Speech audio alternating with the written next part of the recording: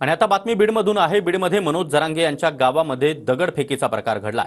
मनोज जरांगे यांच्या मातोरी गावामध्ये दगडफेक झाली आहे। अनेक गाड्यांचं त्यामध्ये मोठं नुकसान झालंय।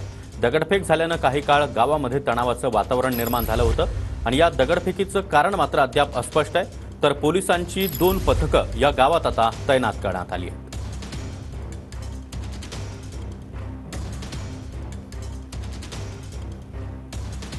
तर जरांगेंच्या गावामध्ये तुफान दगडफेक झाल्याचं समोर आले। बीडमधील मातोरी या जरांगेंच्या गावामध्ये रात्री 1 वाजेच्या सुमारास ही दगडफेक झाली आहे। काल गाड्यांचा ताफा घेऊन एक जमाव मातोरी गावात आला।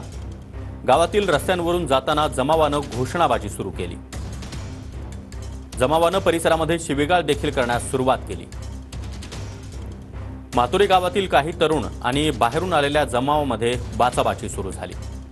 दोन्ही गटातील वाद टोकाला गेल्यानं त्यांचं रूपांतर तुफान दगडफेकीत झालं। मातोरी गावामध्ये सुमारे अर्धा तास हा संपूर्ण दगडफेकीचा प्रकार सुरू होता। या दगडफेकीमध्ये अनेक जण जखमी झाले तर वाहनांचं देखील मोठं नुकसान झालंय। दगडफेकीची घटना समजताच पोलीस प्रशासन घटनास्थळी दाखल झालं। जवळपास 150 पोलीस मातोरी गावामध्ये सध्या तैनात आहेत आणि गावामध्ये सध्या तणावपूर्ण शांतता आहे।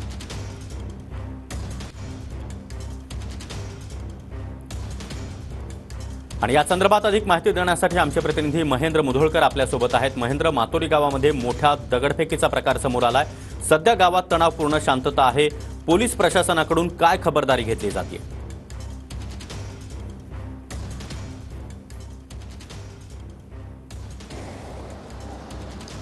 नक्कीच सागर, कल्याण विशाखापट्टणम राष्ट्रीय महामार्ग हा आहे आणि याच महामार्गावर मनोज जरांगे पाटील यांचं मातोरी हे गाव आहे। काल सायंकाळची 8:30 वाजताची घटना आहे। एक जमाव जो आहे जो वाहनाचा ताफा घेऊन या मातोरी गावामध्ये आला आणि इथं आल्यानंतर त्यांनी घोषणाबाजीला सुरुवात केली। एवढंच नाही तर त्यांनी शिवीगाळ देखील करण्याला सुरुवात केली आणि या गावाच्या तरुणांनी त्यांना जाब विचारला असता 2 तरुणांमध्ये बाचाबाची झाली आणि बाचाबाचीचे जे रूपांतर आहे ते मात्र दगडफेकीत पाहायला मिळालं। तुफान दगडफेक झाली। तब्बल अर्धा तास हे दगडफेक सुरू होती। या दगडफेकीमध्ये साधारणतः अनेक गाड्या संपूर्ण परिस्थितीकडे आपलं लक्ष असणार आहे। धन्यवाद तुम्ही दिलेल्या या माहितीसाठी।